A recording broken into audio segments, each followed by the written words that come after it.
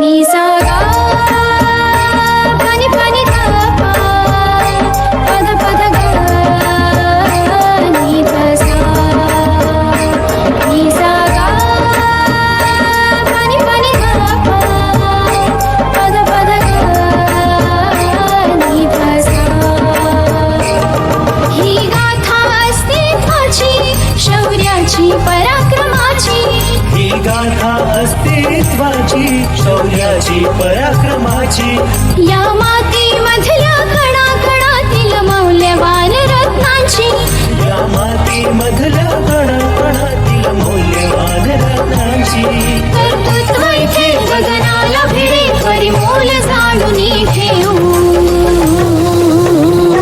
व्यक्तिविशेष नमस्कार विद्यार्थी मित्रांनो, मी आरजे निशा रेडिओ MPSC गुरुच्या व्यक्तिविशेष या सत्रात तुम्हा सर्वांचे सहर्ष स्वागत करते. श्रोते हो, आपण व्यक्तिविशेष हे सत्र नेहमी ऐकत असतो.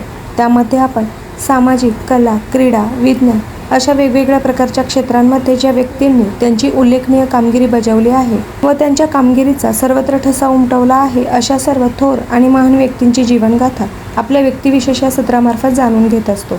चला तर मग आज आपण जाणून घेऊया अशाच एका थोर आणि महान व्यक्तीची जीवनगाथा, ज्यांचे नाव आहे एडगर F. कॉड.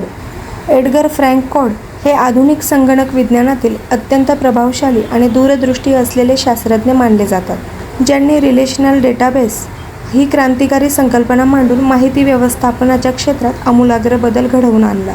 त्यांचा जन्म 19 ऑगस्ट 1923 रोजी इंग्लंडमधील डॉर्सेट येथे झाला आणि बालपणापासूनच त्यांची बुद्धिमत्ता, गणिती विचारसरणी आणि समस्यांकडे तर्कशुद्ध दृष्टिकोनातून पाहण्याची क्षमता विशेष ठरली.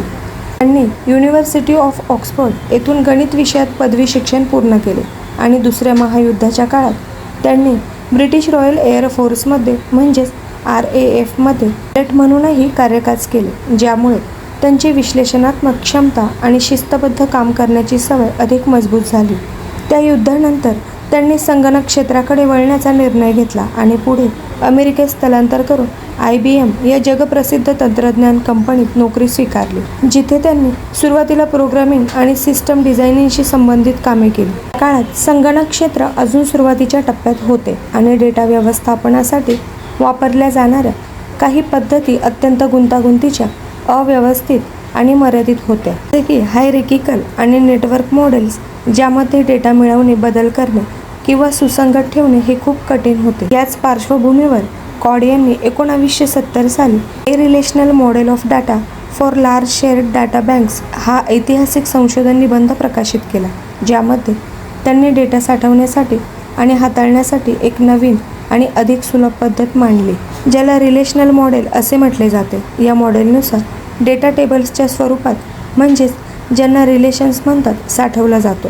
त्यामध्ये प्रत्येक टेबलमध्ये ओळी, रेकॉर्ड्स आणि स्तंभ असतात आणि प्रत्येक ओळ ही एक स्वतंत्र नोंद दर्शवते. याच संकल्पनेमुळे डेटा व्यवस्थापन अधिक लवचिक, सुसंगत आणि सोपे झाले, कारण वापरकर्त्यांना डेटा कसा साठवला आहे याची काळजी न करता ते फक्त काय डेटा हवा आहे हे सांगून माहिती मिळवू शकतात. कॉड यांच्या या संकल्पनेमुळे पुढे SQL म्हणजे स्ट्रक्चर्ड क्वेरी लँग्वेज यासारख्या भाषांचा विकास झाला. डेटाबेसमधून माहिती शोधणे आणि हाताळणे अत्यंत सोपे झाले. त्यांनी रिलेशनल डेटाबेससाठी 12 नियम म्हणजेच कॉड्स 12 रूल्स तयार केले, जे कोणतीही डेटाबेस प्रणाली खऱ्या अर्थाने रिलेशनल आहे की नाही हे ठरवण्यासाठी वापरले जातात. आणि हे नियम डेटा स्वातंत्र्य, सुसंगतता आणि अखंडता यासारख्या महत्त्वाच्या तत्त्वांवर आधारित आहेत.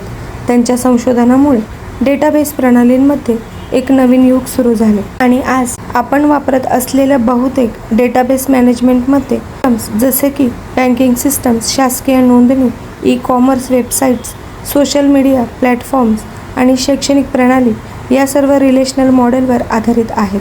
विशेष म्हणजे सुरुवातीला IBM कंपनीने कॉड यांच्या कल्पनांना तितकेसे महत्त्व दिले नाही, कारण त्यावेळी अस्तित्वात असलेल्या डेटाबेस पद्धतीवरच कंपनीचे मोठे व्यावसायिक अवलंबित्व होते. परंतु पुढे रिलेशनल मॉडेल्सची उपयुक्तता आणि प्रभाव लक्षात आल्यानंतर IBMनेही या तंत्रज्ञानाचा स्वीकार केला आणि सिस्टीम R नावाचा हा प्रकल्प विकसित केला, ज्यामुळे SQL भाषा लोकप्रिय झाली. कॉड यांच्या कार्याचा प्रभाव इतका मोठा होता की त्यांनी केवळ तांत्रिक क्षेत्रातच नव्हे तर व्यवसाय, शिक्षण, आरोग्य, संशोधन आणि प्रशासन या सर्व क्षेत्रांमध्ये त्या हाताळण्याची पद्धत बदलून टाकली आणि माहिती तंत्रज्ञानाच्या प्रगतीला वेग दिला.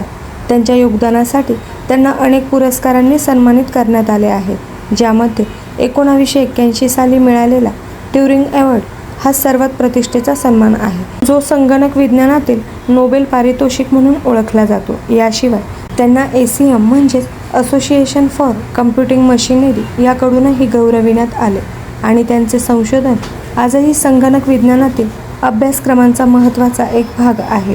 कॉड हे केवळ एक शास्त्रज्ञ नव्हते, तर ते एक दूरदृष्टी असलेले विचारवंत होते, ज्यांनी डेटा व्यवस्थापनाला एक सुसंगत आणि वैज्ञानिक चौकट दिली.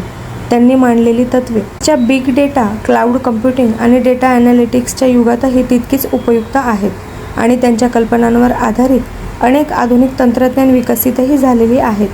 त्यांच्या वैयक्तिक आयुष्याबद्दल बोलायचे झाल्यास ते साध्या स्वभावाचे, अभ्यासू आणि नवकल्पनांवर विश्वास ठेवणारे व्यक्ती होते आणि त्यांनी नेहमीच पारंपरिक पद्धतींना प्रश्न विचारून नवीन उपाय शोधण्याचा प्रयत्न केला. 18 एप्रिल 2003 रोजी त्यांचे निधन झाले, परंतु त्यांच्या कार्याचा प्रभाव आजही जगभरातील प्रत्येक संगणक प्रणालीमध्ये जाणवतो. आज आपण जेव्हा एखाद्या ॲपमध्ये लॉग इन करतो, बँकेत व्यवहार करतो, ऑनलाईन खरेदी करतो किंवा कोणतीही माहिती शोधतो, तेव्हा त्यामागे रिलेशनल डेटाबेसचीच भूमिका असते. ही संकल्पना जगाला देणारे शास्त्रज्ञ म्हणजे एडगर एफ कॉड. त्यामुळेच त्यांना फादर ऑफ रिलेशनल डेटाबेस म्हणून ओळखले जाते आणि संगणक विज्ञानाच्या इतिहासात त्यांचे नाव सदैव अजरामर राहील. तर विद्यार्थी मित्रांनो, आजच्या या व्यक्तिविशेषात आपण सर्वांनी एडगर एफ कॉड यांच्या स्मृतिदिनानिमित्त त्यांचा संपूर्ण जीवन प्रवास, त्यांचे जीवनकार्य नुकतेच जाणून घेतले आहे आणि मला खात्री आहे की ही माहिती तुम्हा सर्वांना नक्कीच आवडली असेल. याबद्दल तुम्हाला जर काही अभिप्राय द्यायचे असतील तर त्यासाठी आमचा व्हॉट्सअप क्रमांक आहे 8698869880 म्हणजेच 8698869880. तसेच तुम्ही मेसेज किंवा ऑडिओ स्वरूपातही तुमचे फीडबॅक आमच्यापर्यंत पोहोचवू शकता. तर मित्रांनो, यानंतरही हे कार्यक्रम असे सुरू राहतील. तत्पूर्वी मी RJ निशा तुम्हा सर्वांची रजा घेते.